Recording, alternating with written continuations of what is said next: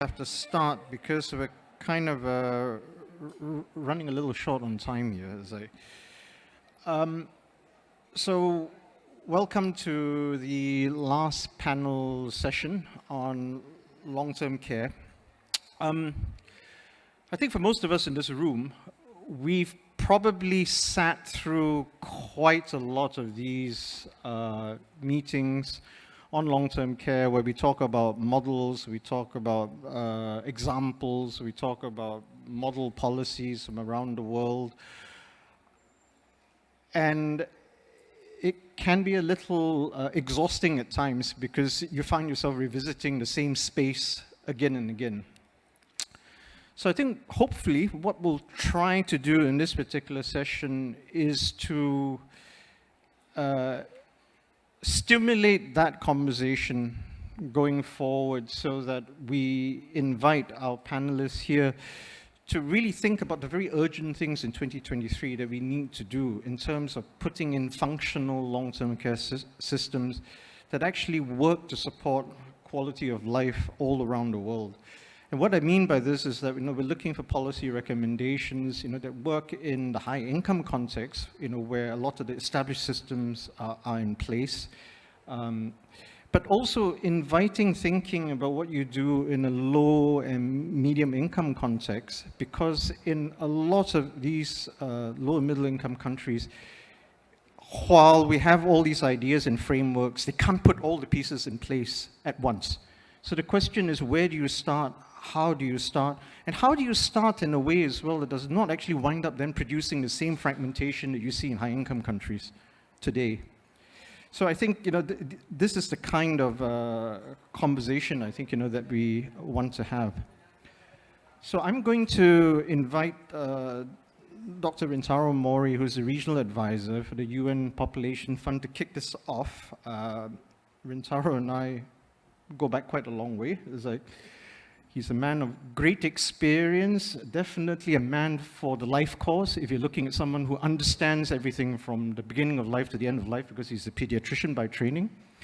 He's also worked as a professional in a number of different countries, like Australia, the UK, and also Nepal, right? And has an interest in developing policies and systems in countries like Bangladesh and Mongolia as well. So this is a person who practices, but also has, if you like, a global overview as well as regional and localized understanding of many of these issues. So I will hand it over to Rintaro to give us some perspectives, basically. What are the 2-3 most urgent things that he thinks we should be doing right now globally? Thank you.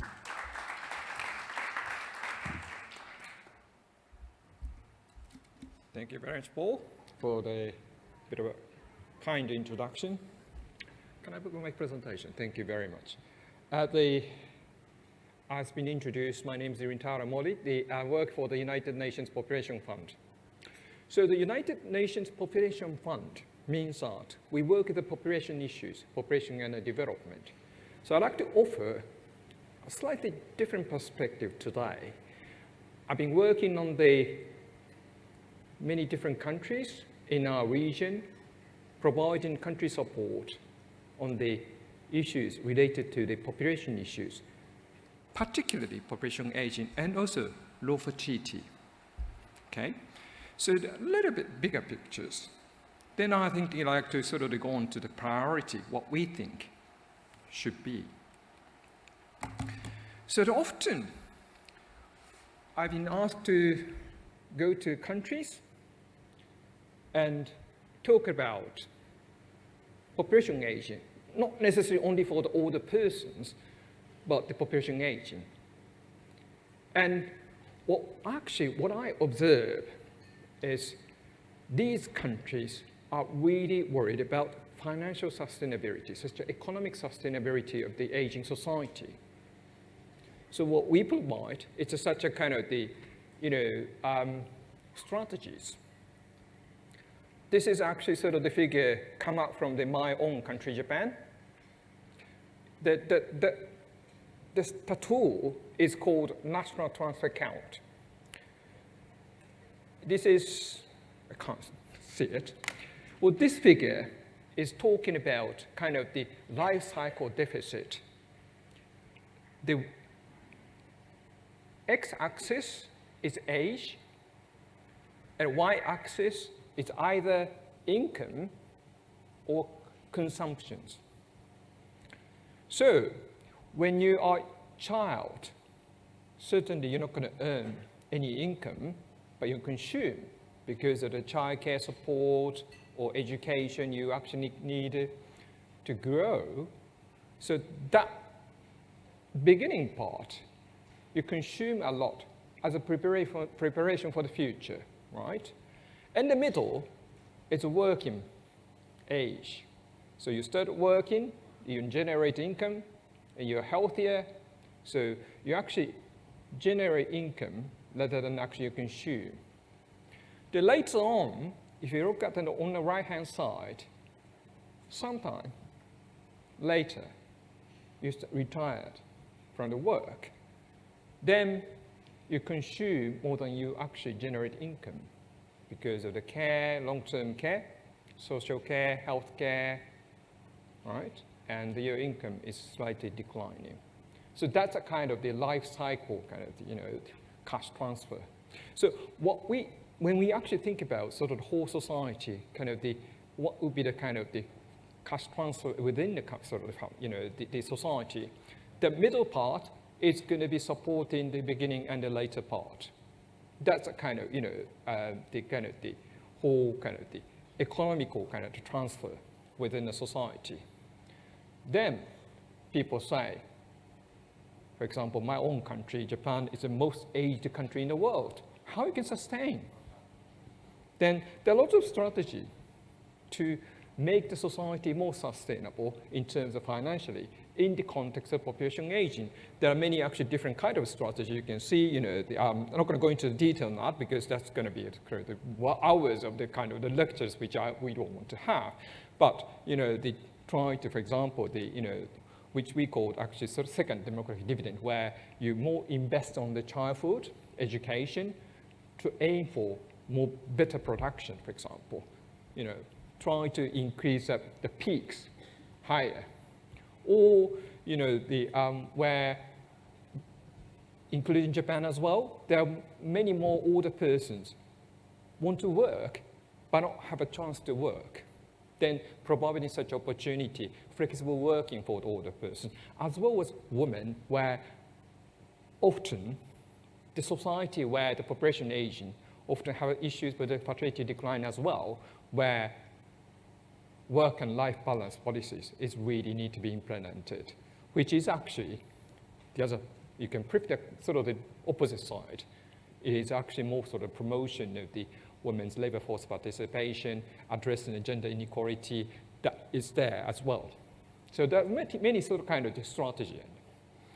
So these are kind of things I've been asked to support more kind of macro level policy planning when we go to the country where population is really aging. As Paul mentioned, we'll mainly actually target the mid-income countries, of course the low-income countries as well, but great majority of them are mid-income countries struggling to consider the future, actually worried about the future, about this. Then long-term care is coming in, okay? This is the context of work. Then, what I often find in such countries is a kind of circular of the problems or issues. In some of the many of the middle-income countries, you invest a lot on education already, so lots of graduates, young persons, highly educated. But the problem is, there is no kind of unmatched job kind of the market, so their young persons are struggling to find a job. Or if you see, the UNFPA has been working on promoting women's empowerment, which is, of course, it's not perfect pace. The gender issues have been more addressed very well, so more equal opportunity, particularly younger generations. There also you have a better healthcare system. So it all comes down to the slightly different kind of stages in terms of population dynamics, let's say, urbanization, migration, because there are more job opportunity in the cities, and so they tend to go on to the cities, then neglected a kind of the remote work, places, which is actually population aging is more advanced there in the remote places, as well as fertility decline and changing family structure, which is very important in Asia, in the region.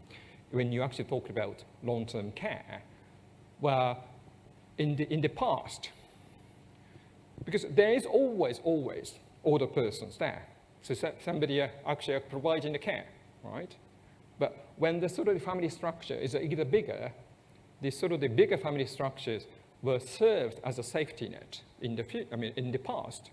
But because of the sort of the family structure changing, that's not longer served as a safety net. Or the globalized economy as well. There are lots of, the many middle-income countries really thrive into the high-income countries. They're exposed to lots of new kind of, emerging materials and, issues, which is probably a good idea.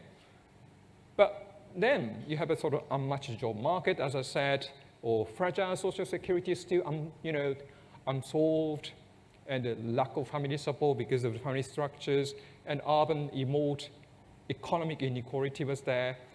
This is actually the context we are working in. Okay?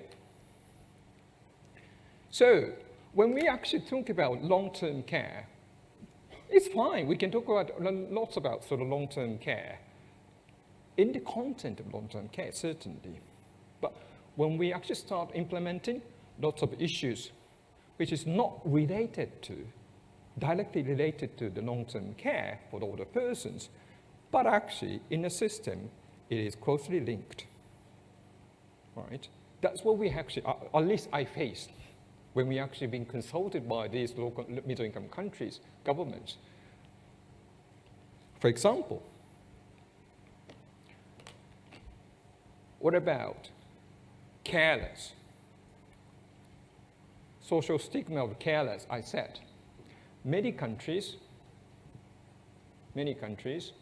let's say if you actually start talking about long-term care, certainly we need to have a careless, right? But many countries, the careless or care forces are rely on migrant workers, right? But even the country who actually producing migrant workers are economically actually developing first. There is not such an inequality anymore now. Then is that really sustainable?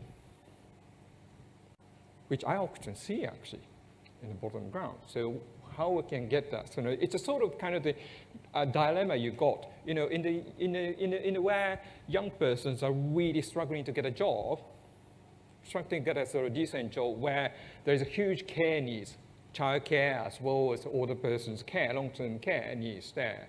And it's not unmatched. That's because often caregivers are perceived as not really decent job. So you really need to think about really the context of it as well. I said it's a stigma, but that's actually happening in high-income countries as well, right? What about sort of the kind of the household work, the burden, as I mentioned, smaller, the family structure, then the lots of work, household work, particularly in the Asian setting, is put on the woman's shoulders, right? Because the gender inequality is being addressed in the public sphere, certainly more. If you go to the working places, that it is, by law, gender inequality should be ensured, but the private sphere, it's a huge problem in Asia, including my country, Asia, Japan, right? Then more work, more care work for the woman, which is not easy. Then you want to have more children as well because of the low fertility decline, kind of the context. Then how we can do that? That's a huge issue. So this morning, Marianne said to us that whole person approach is needed. What I say is if I go to the country, whole country approach is needed. If you actually solve the problem of the long-term care of the older persons, you cannot just solve long-term care of the older persons. You actually need to think of the whole structure of it.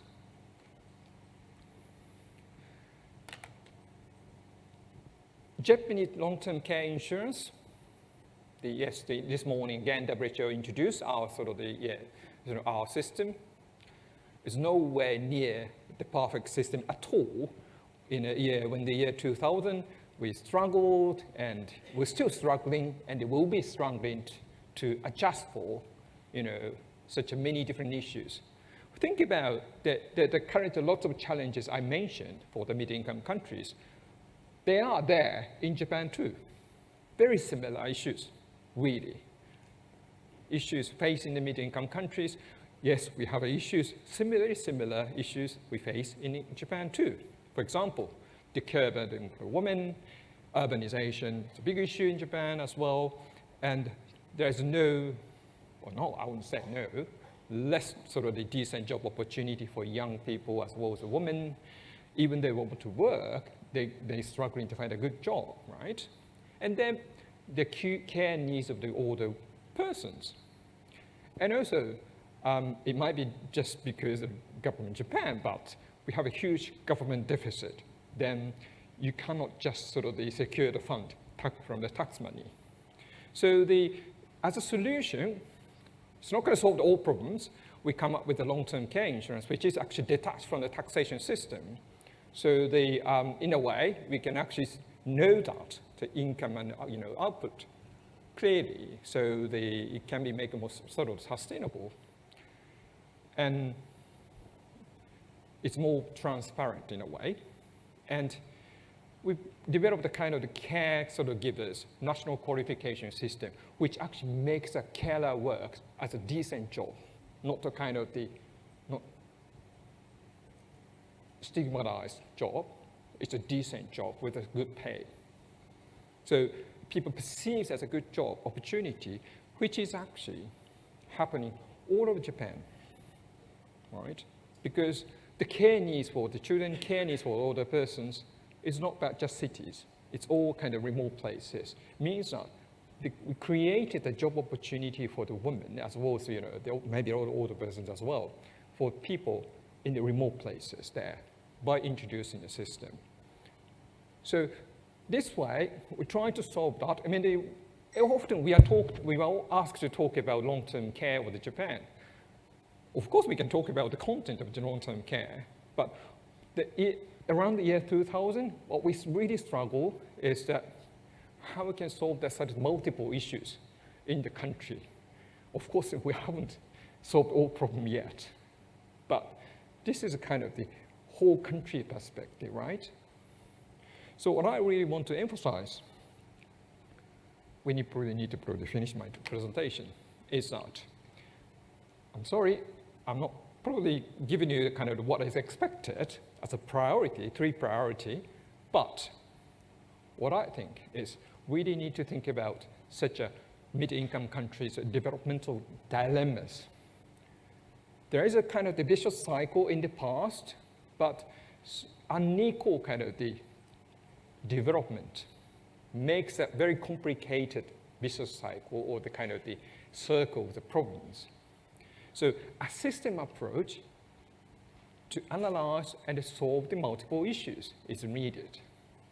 So it's easy to say, well, this is actually the package of long-term care you actually need to do.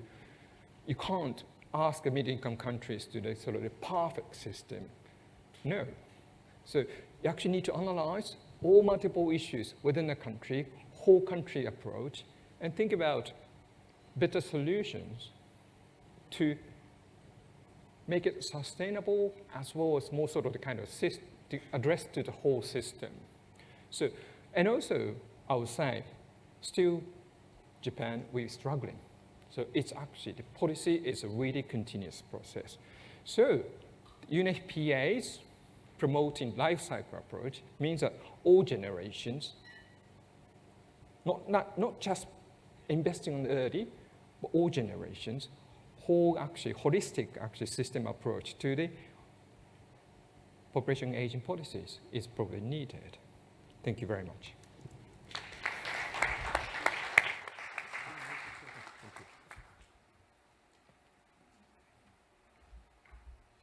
Thank you very much, Rintaro. I think that was a very refreshing and very interesting perspective, in that when you do your systems reorientation, it's really important to take actually an all generations approach, a whole population approach, and to think about, I think rightly as Rintaro has been pointing out, in terms of low middle income countries, the developmental context and the demographic context go hand in hand together, and these changes also drive the need to transform the social healthcare systems and other general developmental policies as well. So thank you, very, very interesting perspective. Our next presenter is, of course, Professor Jaco Hoffmann. He doesn't need much more introduction, but just in case you don't know, he's the Professor of Social Gerontology at Northwest University in South Africa. But he's also a professorial fellow at Oxford University at the Institute of Population Aging, and one of our Lancet commissioners for long-term care, right? So without further ado, I'll hand it over to Jaco to give us his perspective.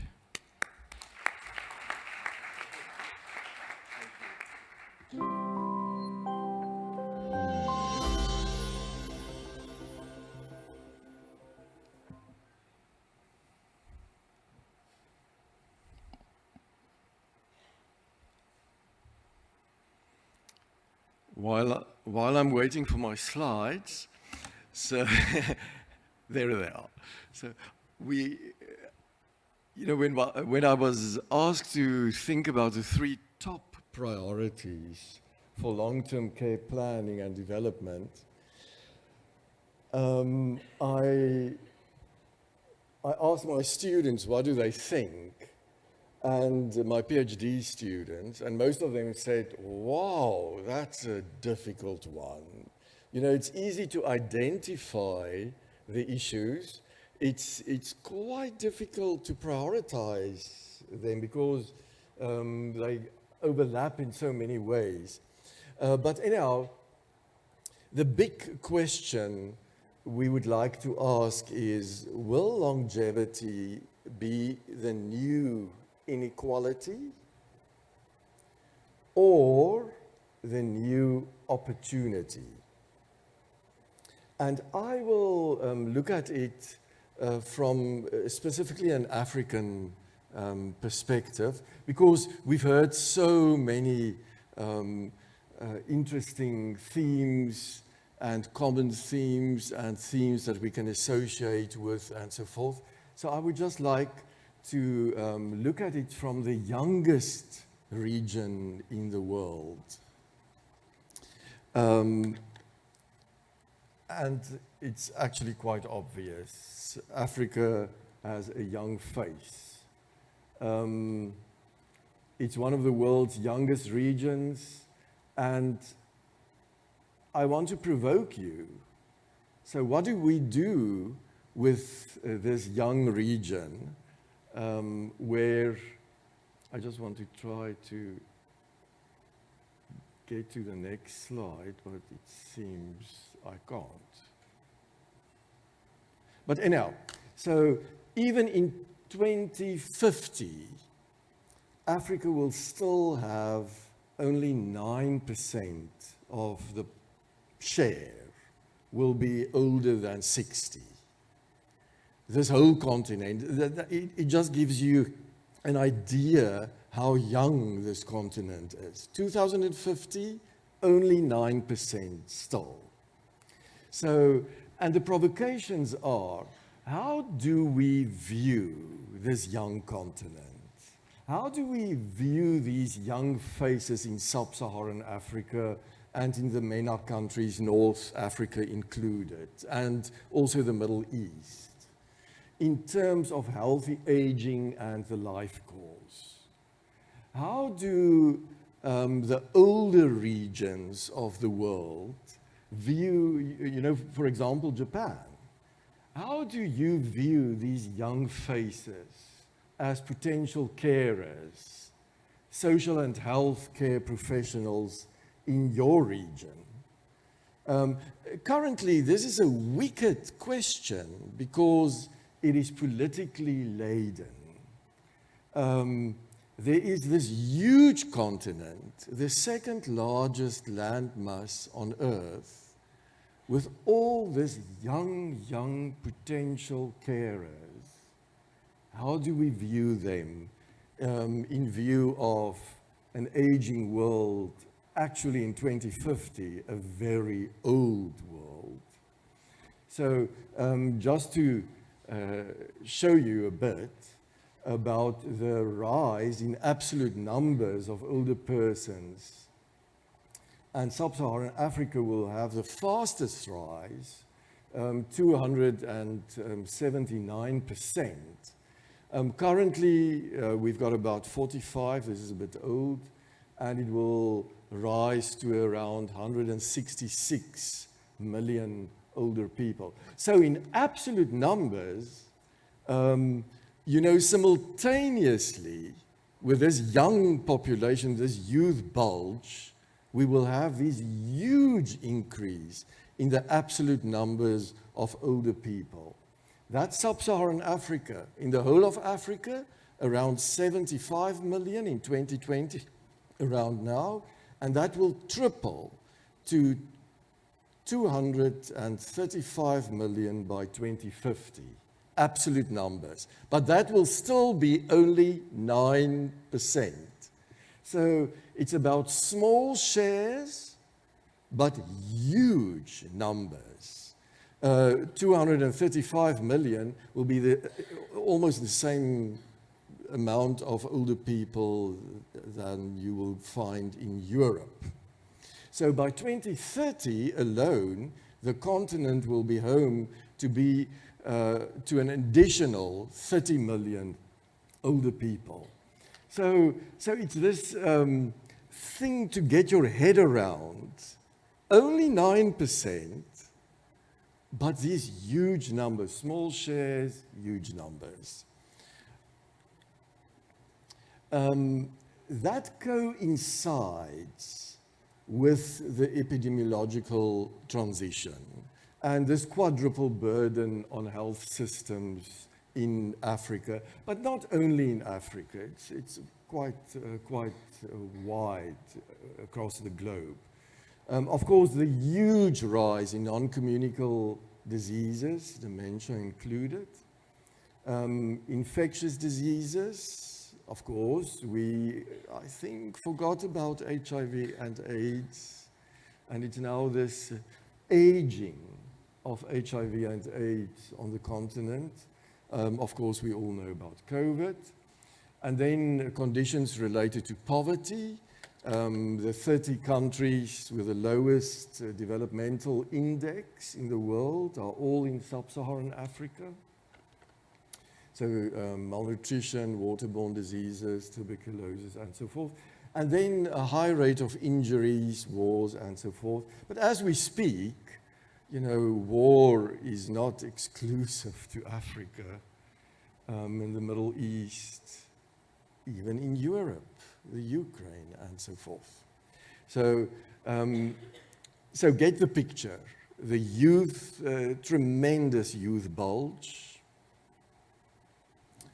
a huge number of, absolute number of older people, and then the epidemiological transition at the same time. So, over the past 20 years, a lot happened in Africa with regard to the policy architecture. And I don't want to exhaust this because tomorrow we will deal with the African Union Plan, the 2022 one. But just to give you an idea on long-term care, in 2016, the AU Protocol on the Rights of Older Persons was approved. It still has to be ratified. We need 15 countries, 11 now ratified it. What a struggle. So, and in 2017, we have the Common African Position on Long-Term Care, approved by all heads of government of the whole continent. And, you know, that makes me happy. And the same with the AU plan in 2022, approved by all heads of state. So there's a common African mission and vision.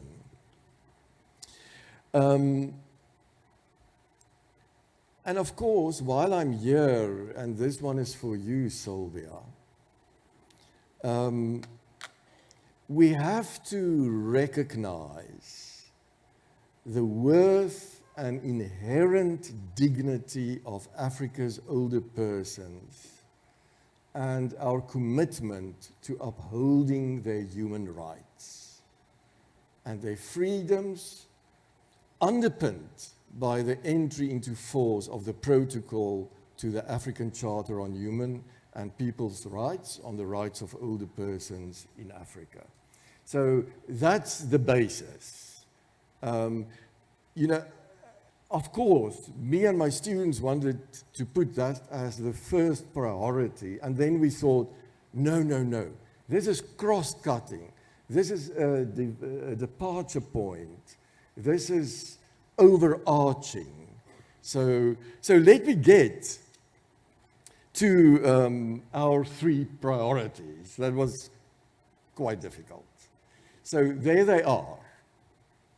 We thought, first one, an investment case should be developed for the life course and linked lives. I will explain it briefly in just a minute. The second one, and all these overlap in a certain sense, a next priority, training, accreditation, registration for carers. Remember this, we've got this youth bulge. There's lots of potential carers. Training, registration within local and global context to support families at the center, pivotal, and communities. And then the third one, co-engagement and intersectoral coordination towards operational translation. We have to start doing things, and we've got these beautiful policies, but we all struggle to translate it into action.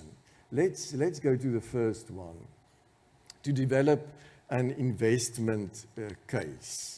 So that is the firm realization that investments in aging, against the background that I sketched now, the firm realization that investments in aging and older populations are not separate from, marginal to, or detracting from objectives to enhance the prospects of children, youth, and women in pursuit of social and economic development. Not marginal, not separate, not detracting are the investments in older people.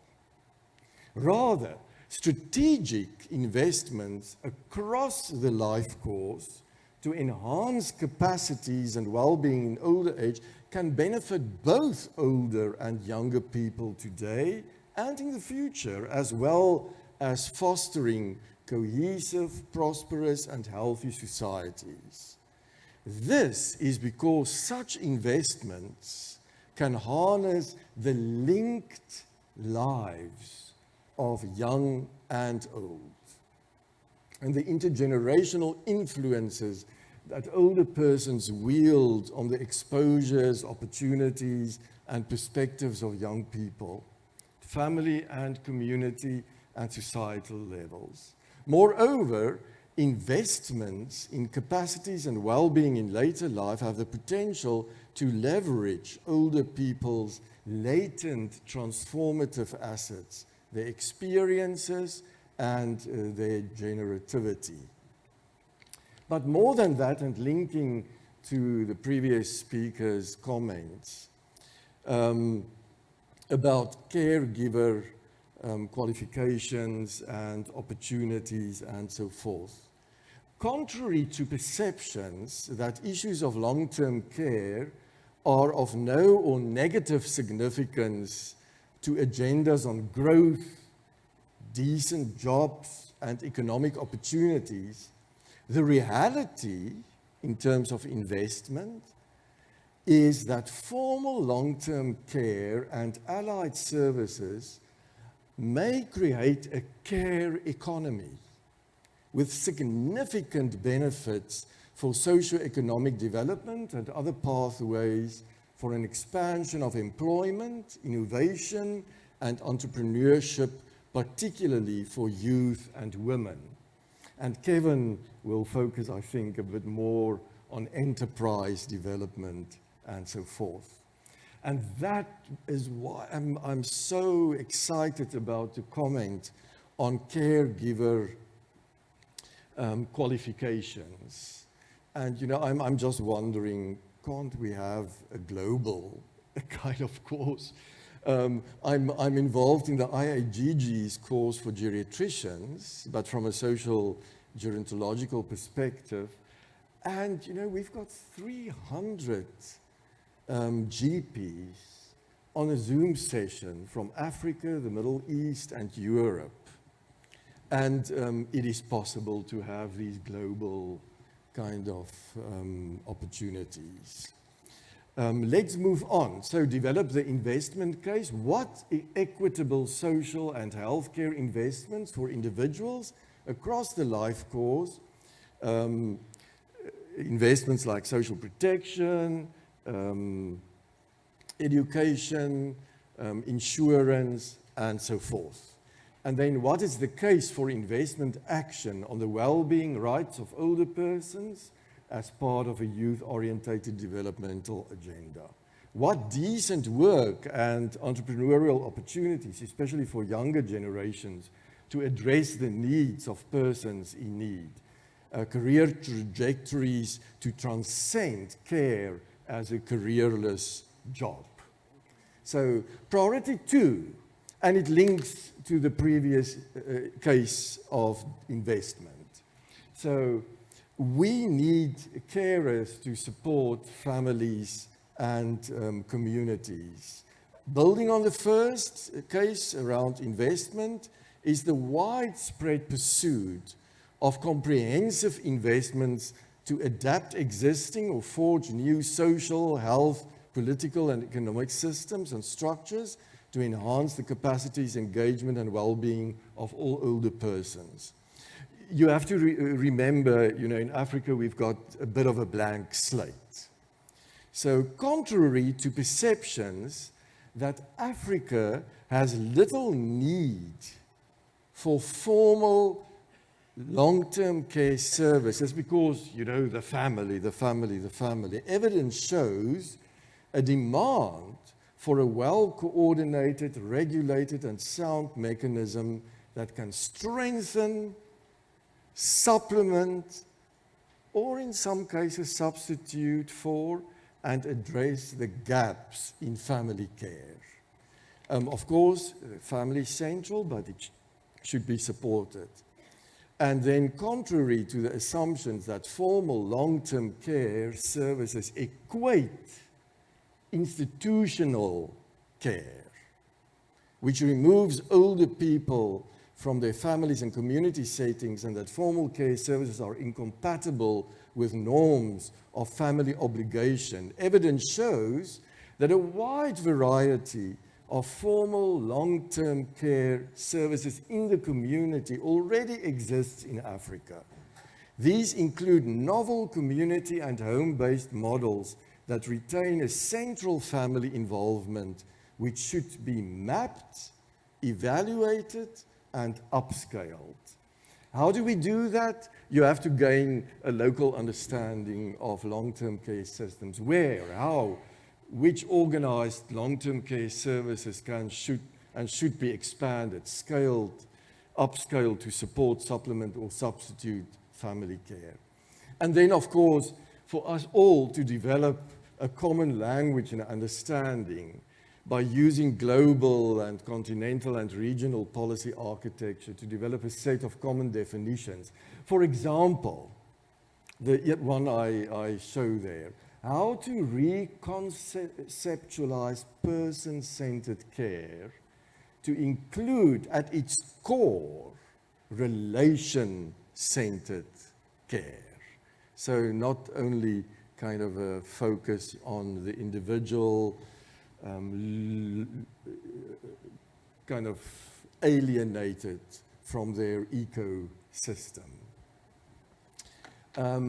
We move to the last one, and with that I'll conclude. Priority 3, intersectoral co-engagement towards operationalization of relevant long-term care models. And that's, you know, I've got a global vision for this in the sense that it's all about the co-generation of capacity for current and next generations of healthy older persons, where the global north and the global south partners to co-engage actively as equal, you know, that's part of our decolonialization discourse, as equal to advance international scientific theoretical debate and policy and practice. Through research, to train emerging established scholars so that we conceptualize a common understanding, through practice by the training and translation of evidence for social and healthcare professionals and care workers, so beautifully illustrated by Prakesh. So, and through policy and planning, training and translation on basic aging issues generally, but also sector-based. I conclude with a Swahili word, harambi. It means let's pull together.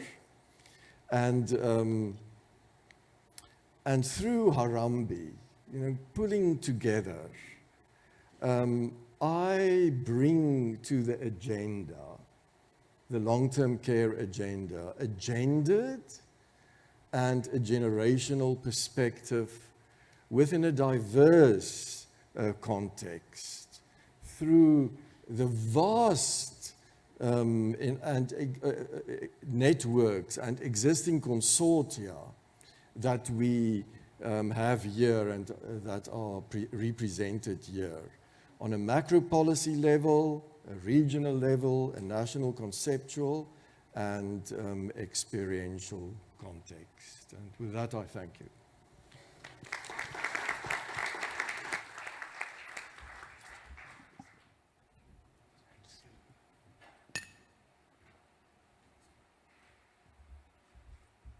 Thank you, Jaco. That was excellent. So one policy idea from Jaco about low and middle income countries is to ensure that long-term care becomes a viable and is seen as an important part of our economy, and it's not just for people who otherwise would go and flip burgers at McDonald's.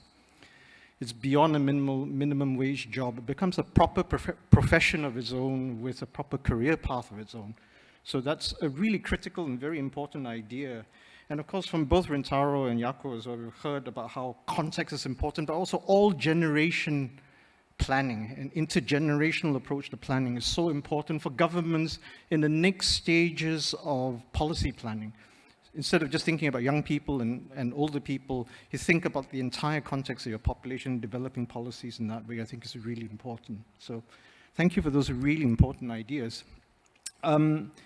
Our last panelist today is Kevin Orr. He tells me he's just co-founded a new foundation called the Life Sciences and Medical Development Foundation.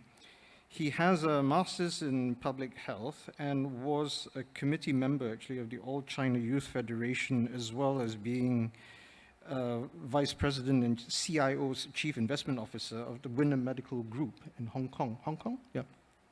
China, in China. So I think, as Jaco indicated, I think he might tell us a bit more, basically, about the sort of initiatives that maybe could come from the youth and private sector, perhaps. Right. So over to you. Thank you.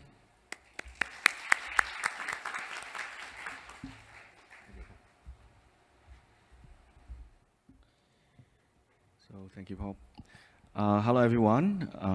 Good afternoon. My name is Kevin.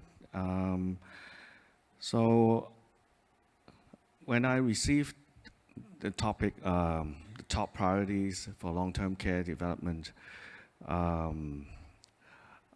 go over the Hong Kong, especially about the base in Hong Kong. So and check with the policies in Hong Kong government and which we call the Greater Bay Area development, which I think this term of government is quite really doing a good job on setting the policies.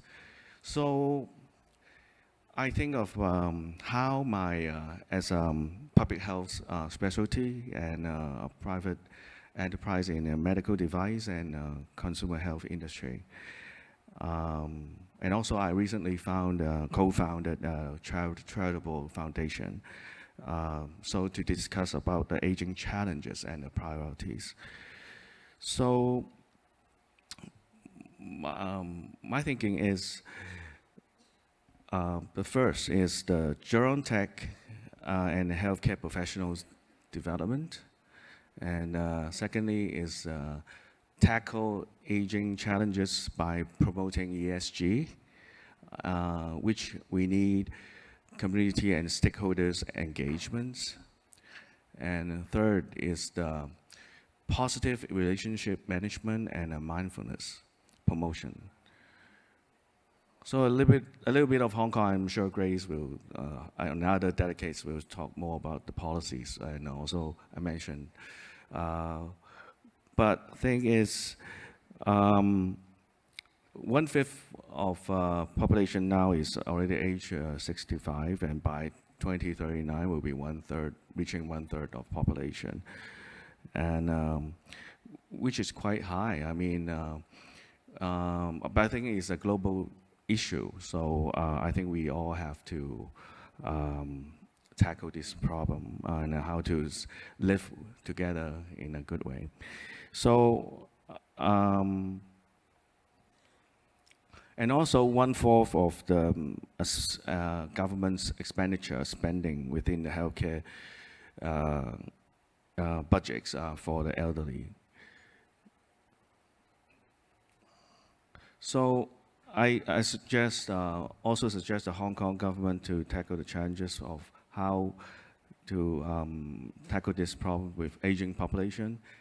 One is how to the resource reallocation and accelerate the enhanced policy and planning, such as the land use, because it's the shortage of land, and also how we can collaborate with Greater China in Guangdong province to have the population, elderly care population in GBA.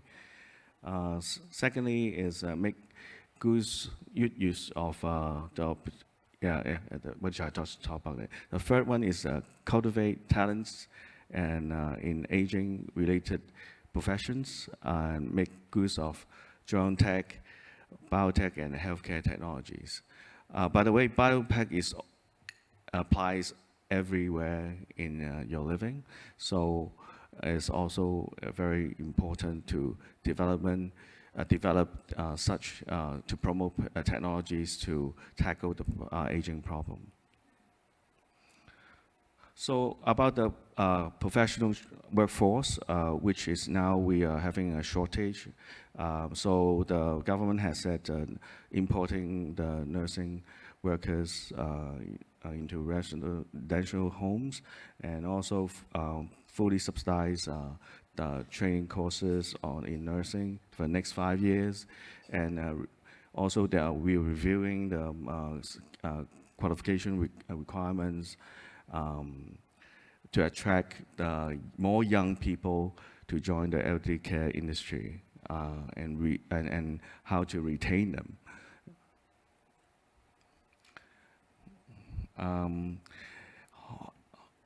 This morning, Bernard has mentioned about the 1 billion Hong Kong dollars has about the gerontech fund.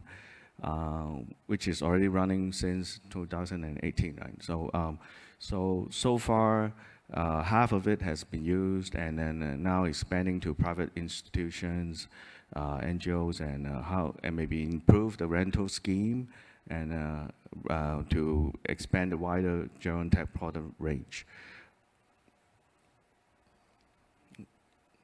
Okay.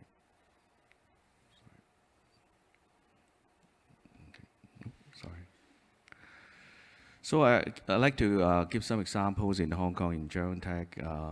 For digital care, smart healthcare, actually, the solutions are everyone and the stakeholders are quite working into it, including myself. And there are a lot of devices, alarms, and also the platforms, IT platforms are implementing to support the workforce and the elderly homes. Also, the mobility aids, the lifting aids, and telemedicine, the AI healthcare to help the posture check, and also the AI that enabled the elderly call caring system. I'd like to talk about myself. It's because I like to, as myself, I've been eager to, as a UN SDG pioneer. I always want to accelerate the SDG goals, and I'm highly involved in ESG developments through my work and community service. So our company, Winner Medical, is a total supply chain solution. So we have our own manufacturing facilities, smart logistics centers, R&D centers, and our own distribution, and we have our own IT team, and because we are one of the largest in e-commerce in China. And we started in OEM, supplying global medical brands, and we are now the top 500 Chinese brands. But by now we are only about 15% is the only OEM business.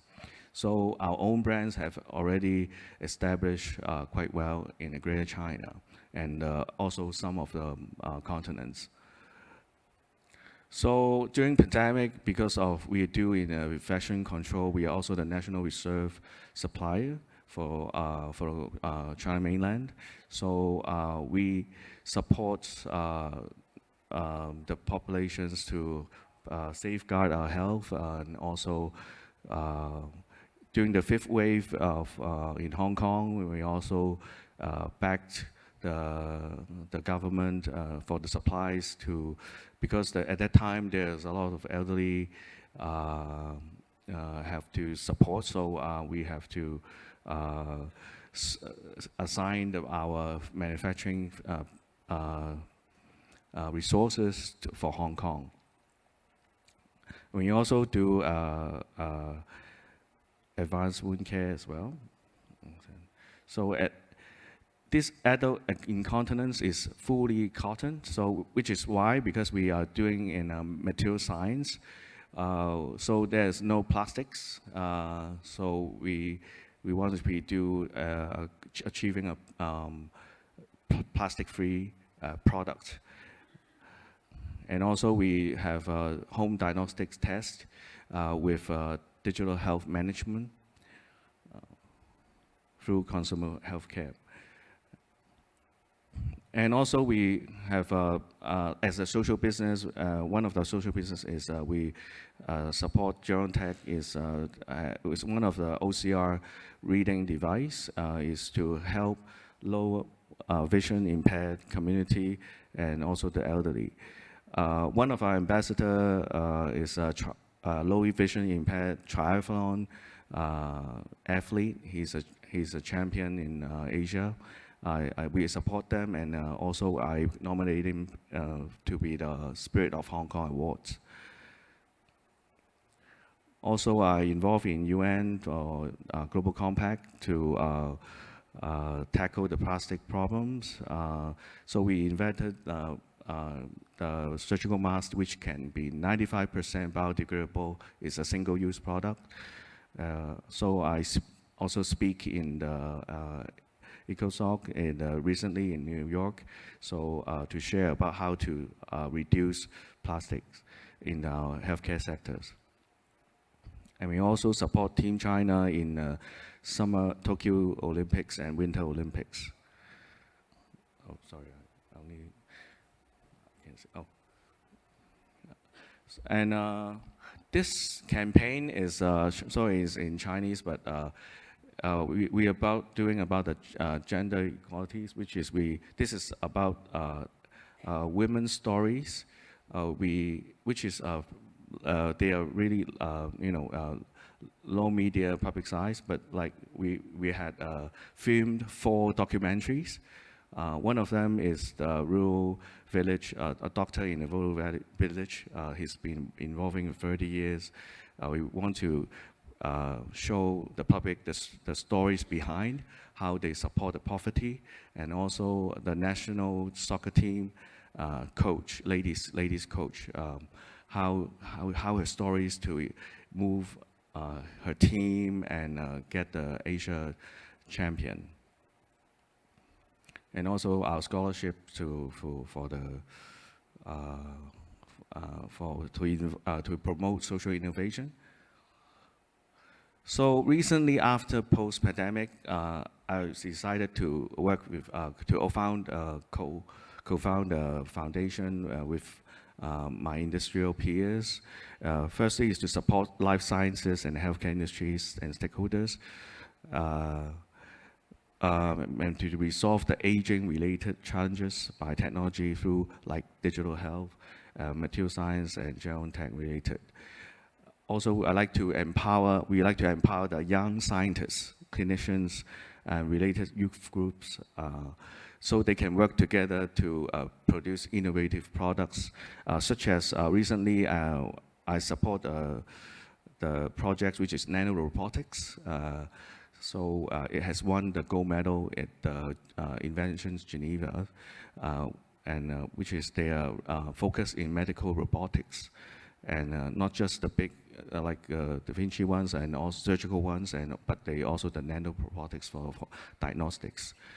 This is also the future. Maybe as we invest in the pioneer technology. Also, we like to promote technology translation, policy advocacy, and work with global and Greater China universities and other stakeholders and funds, and support community and poverty by social innovation, and most of all is to promote ESG to tackle the climate change and accelerate SDG to 2030. So also we also promote the vaccination for the elderly, and also the support the poverty community groups with our support. And also for the digital health, I'd like to talk about recently what we have done, not just myself, but our peers, is we have implemented AI health medical technology into hospital authority by donations, which is to help the imaging more clear, and also the reporting. So to resolve the radiologists to write the reports. And also we promote online technologies platform through WeChat mini programs, and also engage with also the offline stores, retail stores. So to enhance the retail stores, to enhance more, through online engagements, you can attract the consumers to have a better engagement for better product experience and increase the living standards. And also we promote the youth STEM education. We partner with the Centrum Certas Foundation to promote the secondary school students to be more creative and innovative on gerontech products and other related healthcare products. Thirdly, I like to the priorities I think is to promote a positive relationship and mindfulness development, because whether you are an individual or you have families, there's a lot of social problems and mental health issues happening in the community. I think we should work together and to how to add more resources into this, because even in Hong Kong, there's a lot of mental health problems we need to issues. So I think this area, I think, is one of the top priorities we should focus on. This is to this is very important, I think, including myself. So in summary, is we like to in this platform and through this conference, I like to I think this is a very good start. This is resume the offline conference, that we can know more each other and work together and execute how to improve the aging population and maintain a better quality of life. So please support the SDG, and also recently what I talk about the positive relationships is this is my my 2 months son, just in the newborn, and the lower right is my wife's grandmother, which is 98 years old. So this is we are reaching a 4th generation, but by maybe next year we are having a 5th generation. So why I show this to you, because in this aging population, I think we have to stay healthy and enjoy life. Thank you.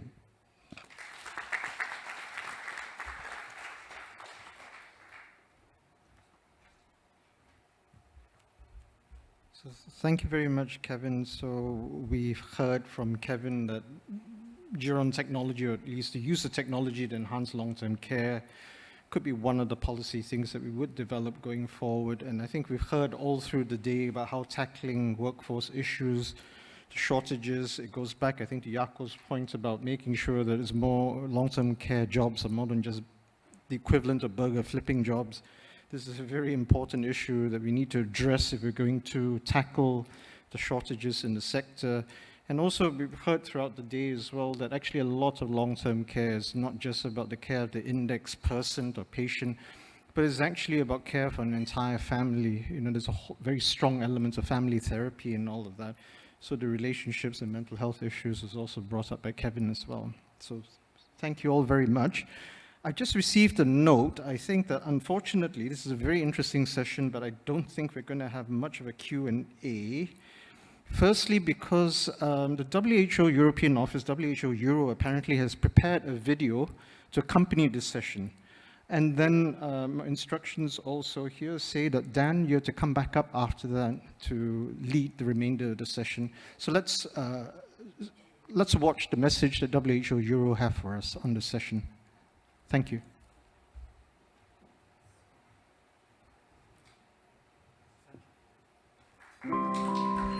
So just thank the panelists here, because we're all going to go down to watch the video. Thank you.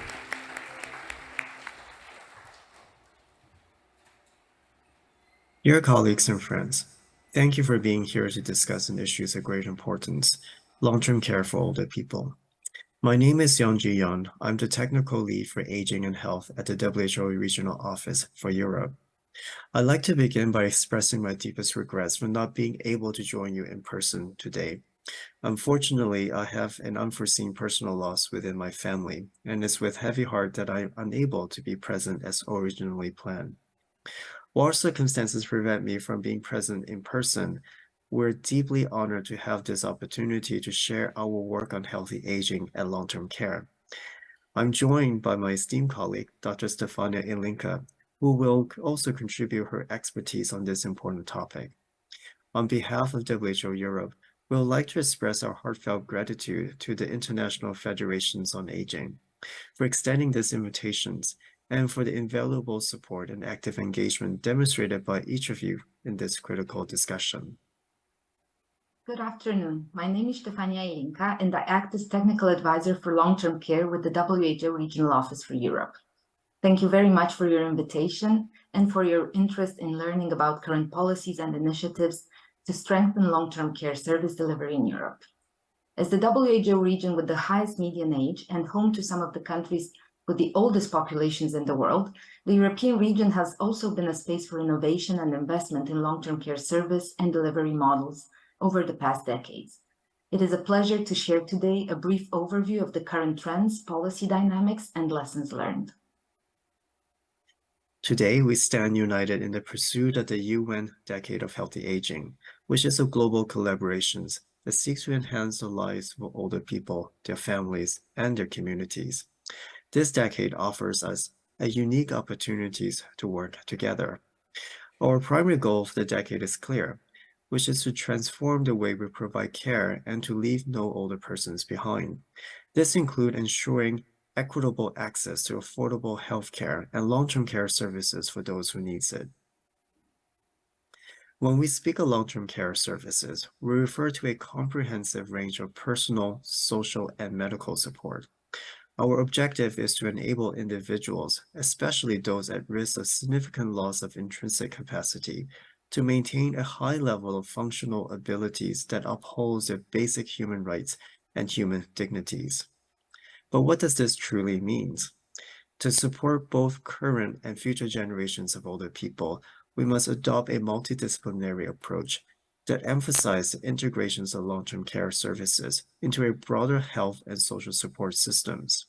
It calls for a collaboration among different healthcare and care workers, services, and systems, ensuring a seamless continuum of care for all. However, our responsibilities extend beyond the confines of the healthcare systems. We must also recognize the influence of our physical, social, and economic environments within cities and communities.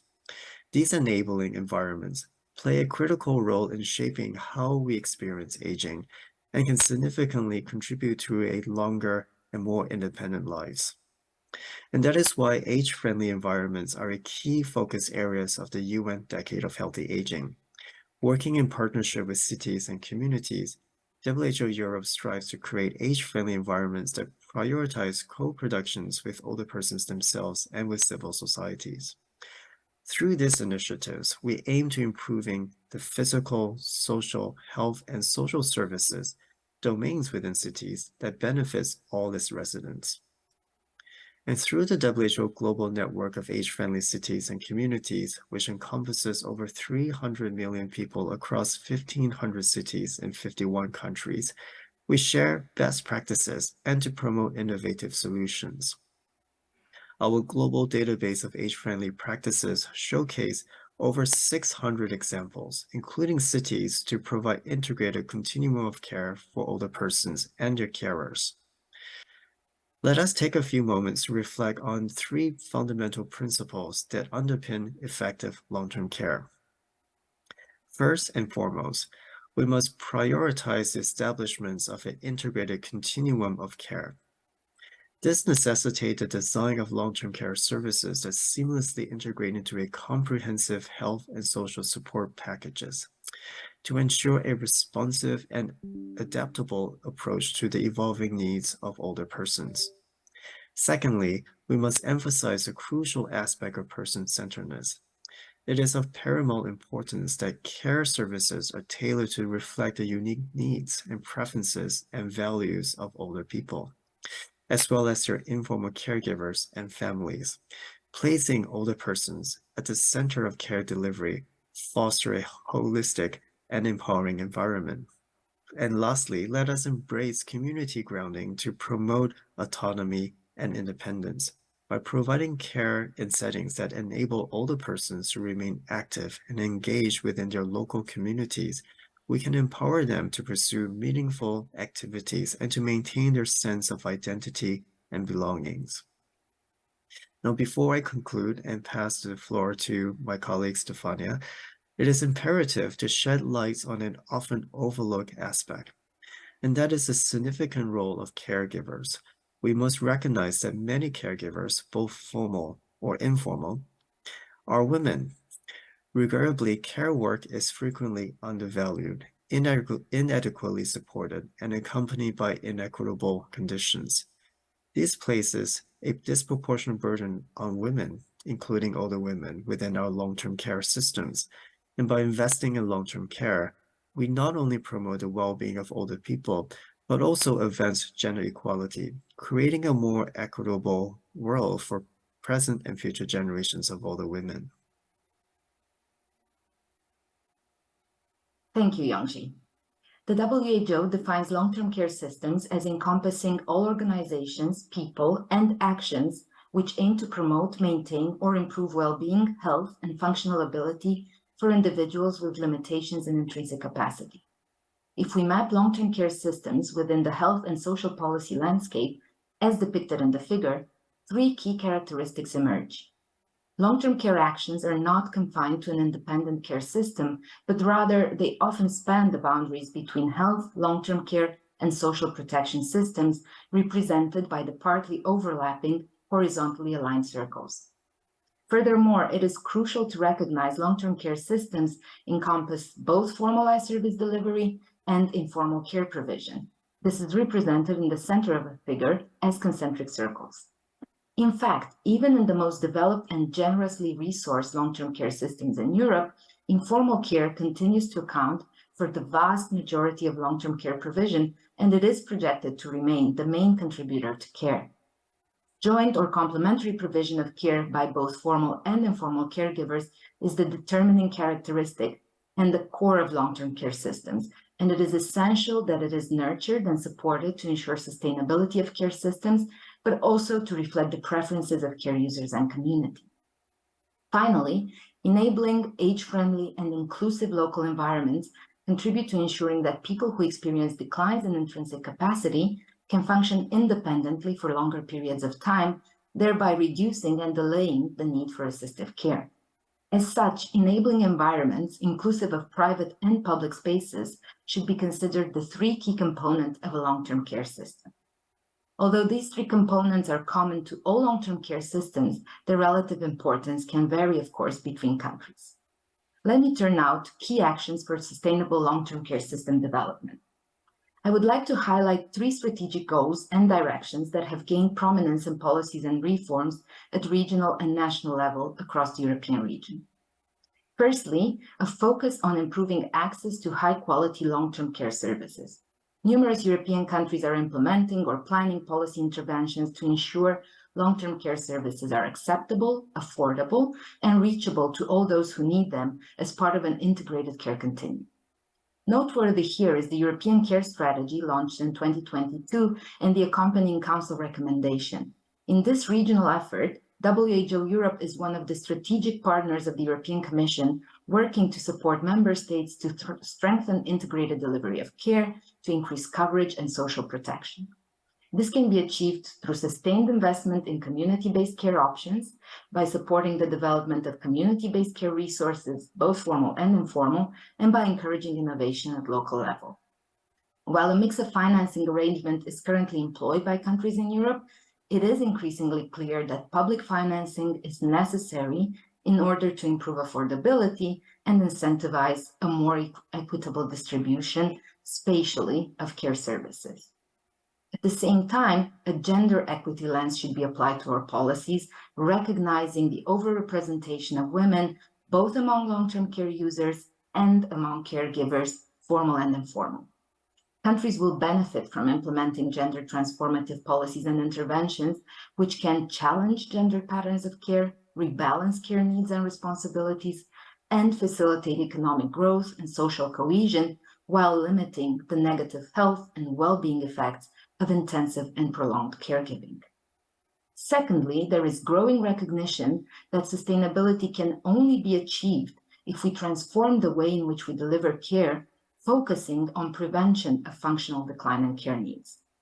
The main policy levers available are investments in cross-sectoral integration of long-term and healthcare systems, and the development of a coordinated approach to prevent diseases with high burden of disabilities, to prevent, delay, and stabilize functional decline. This will require the promotion of early intervention models and improved access to assistive technologies, rehabilitation, and reablement interventions. Thirdly, and maybe most importantly, we must always remember that there is no care without caregivers. In the aftermath of the COVID-19 pandemic and facing a human resources for health and care crisis, countries in the European region are increasing public investment in the health and care workforce, both formal and informal, particularly through initiatives focusing on education, development, and protection of the workforce. Essential interventions here include improving access to training, to education, support, and to reconciliation policies for informal caregivers who remain the main providers of care. As regards the formal workforce, policies are mostly targeting improving working conditions, career prospects, and remuneration to facilitate retention and the stability of the formal care workforce. Success will depend to a large extent on the development of integrated strategic planning of human resources in health and long-term care and on coordinated investment across these sectors. Let me end by saying an essential facilitator for all the policy actions I have mentioned is knowledge exchange and joint learning, both within and between countries, and this is why I am so glad to be able to talk to you today. So many rich experiences have been accumulating across Europe in the past decades, and so many innovations have been successfully deployed. But this information is not always easy to access or presented in a way that is conducive to learning, to adaptation, and adoption.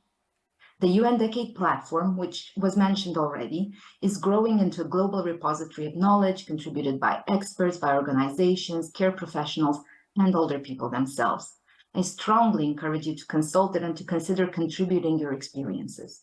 I take this opportunity also to warmly invite you to join the Long-Term Care Forum Expert Network in the WHO European region. This is a country-driven, cross-sectoral, and multidisciplinary forum on long-term care service delivery, organized in virtual bi-monthly knowledge exchange sessions, which explore and reflect on the measures that are being pursued in countries to strengthen long-term care services.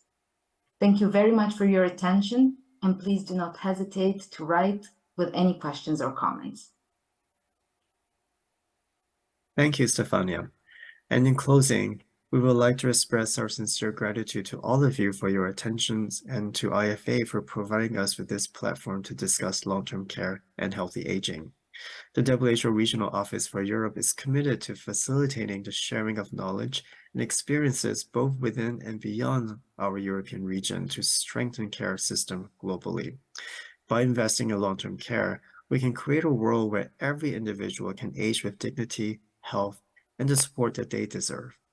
Thank you.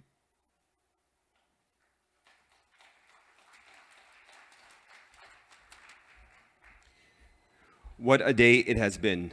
We've been provoked, we've been inspired, and we have committed to this important issue of long-term care and aging. We want to see long-term care being transformed, not incrementally changed. We want to see the whole way we think about aging, rethinking how we imagine our own aging process. When we talk about the rights of older people, the rights of all people, we certainly include the rights of older people in long-term care, that they have the same rights as anybody who has access to their rights. You should not lose any rights when you live in long-term care or require long-term care.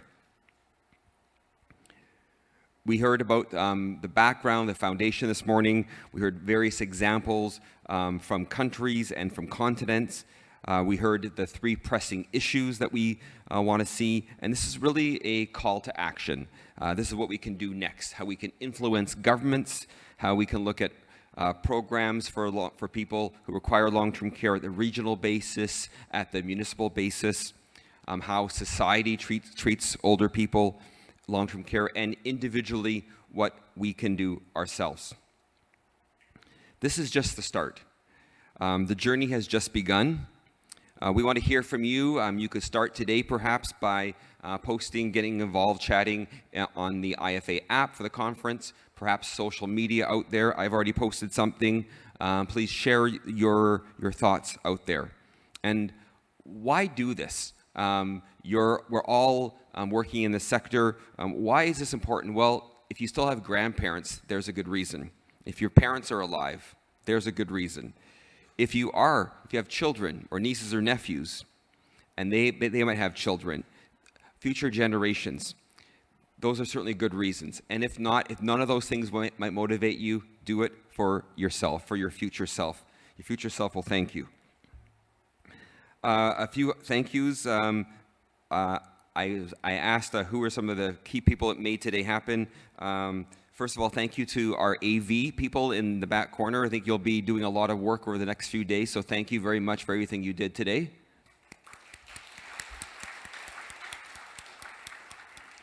And Paul Ung from the Su Foundation, as well as Sabine Henning from the UN, and Greg Shaw from IFA. Thank you very much for all your work today and for getting today organized. Thank you.